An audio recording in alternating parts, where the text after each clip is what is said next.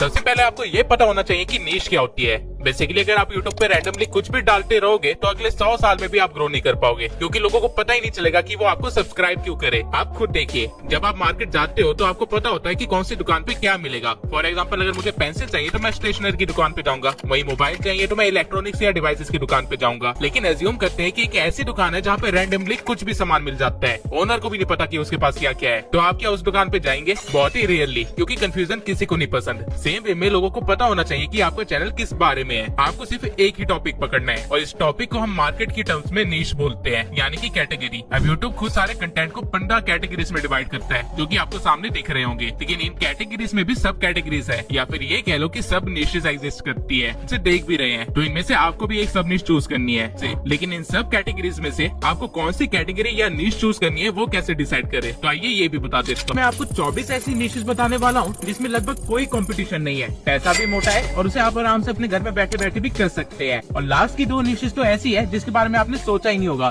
बल्कि मैंने खुद यूट्यूब पे सर्च किया और मुझे उस निश से रिलेटेड कोई भी एक चैनल नहीं मिला। और बाकी की 22 निशेस भी ऐसी है जो आपने बाकी यूट्यूबर से नहीं सुनी होगी। ऑब्वियसली आप लोग मेरे चैनल पे आए तो कुछ डिफरेंट तो मिलेगा ही। अपनी पहली निश से, जो की है